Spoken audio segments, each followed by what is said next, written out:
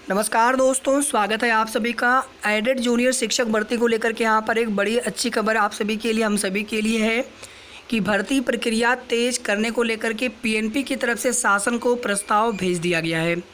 साथियों, इसके पहले बता दें कि कोर्ट में जब सुनवाई हुई थी, उसका जो कोर्ट ऑर्डर आया था, तो उसमें कहीं से भी ये नहीं बोला गया था कि पीएनपी को उसमें कोई कार्य करना है या फिर पीएनपी की तरफ से उस मामले में कोई निस्तारण किया जाना है। पीएनपी की तरफ से जो कुछ भी करना था वो कर लिया गया है और रिपोर्ट जो है शासन को भेज दिया गया है।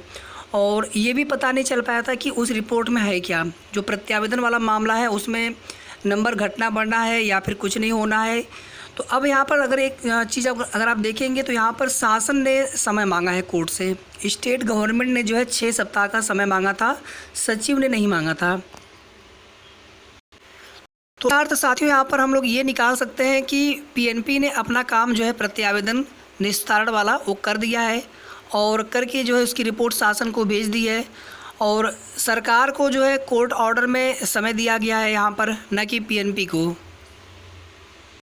और अगर साथियों यहाँ पर सरकार की तरफ से समय मांगा गया है तो ये भर्ती जो है बहुत जल्द पूरी हो सकती है। हम ये नहीं कह रहे हैं साथियों कि ये भर्ती इसी महीने स्टार्ट हो जाएगी। अब ये सरकार के ऊपर निर्भर है, क्योंकि अब आज के न्यूज़पेपर में आप देखेंगे तो इसमें लिखा गया है कि पीएनपी की तरफ से शासन को भर्ती जल्द पूरी करने को लेकर के प्रस्ताव भेज दिया गया है। तो जैसा कि आप सभी यहाँ पर देख सकते हैं, अध्यापक के यहाँ पर देखिए साथियों, पदों की संख्या को लेकर के बहुत ज़्यादा यहाँ पे हम लोग परेशान हैं। और जिस प्रकार से ये न्यूज़पेपर में कभी भी एक भी सीट नहीं बढ़ती है, बस हम लोग आश्वासन के भरोसे हैं कि आश्वासन हर जगह से मिला है, चाहे शिक्षा मंत्री जी हों, चाहे अधिकारीगण हों, कि नहीं सीटें बढ़ेंगी। लेकिन कितने सीटें बढ़ेंगी, कितनी टोटल सीटें होंगी, ये आज तक कन्फर्म नहीं हो सका। तो यहाँ पर आप सभी देख सकते हैं, जूनियर एडेड शिक्षक भर्ती सहायक अध्यापक प्रक्रिया के 1894 पदों पर भर्ती प्रक्रिया तेज करने के लिए शासन को भेजा प्रस्ताव। जूनियर हाई स्कूल में शिक्षक भर्ती शीघ्र तेज होने जा रही है। इसके लिए प्रस्ताव सचिव परीक्षा नामक प्राधिकारी पीएनपी के शासन को भेज दिया है। इसमें 304 पद जूनियर हाई स्कूल में प्रधानाचार्यों के बताए जा रहे हैं। तो इसका मतलब हो गया दोस्तों, यहाँ पर लगभग कितने हो जाएंगे, 1590 पद यहाँ पर हो जाएंगे सहायक अध्यापक के। इनके हिसाब से 304 पद यहाँ पर लिखा गया है जूनियर हाई स्कूल में प्रधानाचार्य के हैं और 1590 यहाँ पर सहायक अध्यापक के। इसके पहले आप देखेंगे 390 प्रधानाध्यापक के और 1504 जो सीटें हैं सहायक अध्यापक की बताई जाती थी। लेकिन ये जो आंकड़ा है बिल्कुल फिक्स है। तो हो सकता है कि यहाँ पर न्यूज़पेपर में छापने में भी त्रुटि हुई हो, या फिर हो सकता है कि ये आंकड़ा इन्हें कहीं से मिला हो। दोनों चीज़ें हो सकती हैं।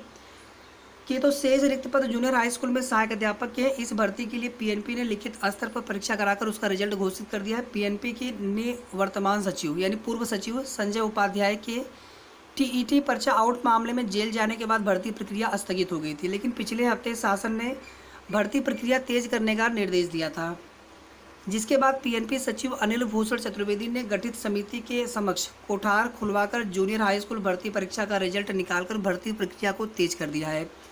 उन्होंने बताया कि भर्ती प्रक्रिया को तेज करने के लिए शासन को प्रस्ताव भेजा गया है, जिससे शीघ्र रिक्त 1894 पदों पर शिक्षकों की भर्ती रिक्त पदों के सापेक्ष हो सके।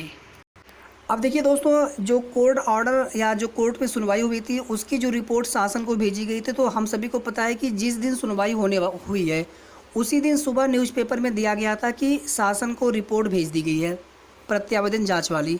तो वो अलग मामला था। और आज आप देखेंगे न्यूज़पेपर के माध्यम से उसके कुछ दिन बाद ये जानकारी यहाँ पर फिर से दी गई है कि भर्ती प्रक्रिया तेज करने के लिए भी पीएनपी सचिव की तरफ से रिपोर्ट प्रस्ताव शासन को भेजा गया है।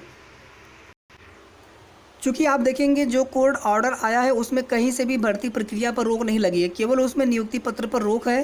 तो ये भी हो सकता है दोस्तों कि भर्ती प्रक्रिया हम सभी के यहाँ पर शुरू हो जाए, लेकिन नियुक्ति पत्र या विद्यालय आवंटन ये सब चीज़ें ना हो। नियुक्ति पत्र जिस दिन होगा उसी दिन से वेतन स्टार्ट होते हैं। तो हो सकता है कि भर्ती जो है इसी महीने ये लोग कंप्लीट कर लें, ऐसा भी हो सकता है। फिर जून की वैकेशन आ जाएगी, उसके बाद जुलाई में जो है भर्ती कंप्लीट करेंगे। तो एक चीज़ तो यहाँ पर दोस्तों 100% तय है कि भर्ती जो है जुलाई में ही कंप्लीट होगी। लेकिन यहाँ पर प्रक्रिया जो है पहले पूरी की जा सकती है, जैसे कि ऑनलाइन आवेदन लेना, इसके बाद मेरिट लिस्ट जारी करना, जिलेवार विज्ञप्ति जारी करके जिलेवार काउंसलिंग करवाना। इतने सारे कार्य जो है, डॉक्यूमेंट वेरिफिकेशन हो गया, इतने सारे कार्य जो है ये आपके मई के महीने में किए जा सकते हैं। जून में जो है वैसे भी संभावना यहाँ पे नहीं लग रही। जून में क्योंकि छुट्टियाँ रहती हैं और उसके बाद 5 जुलाई तक जो है कोर्ट ने नियुक्ति पत्र पर रोक लगा रखा है।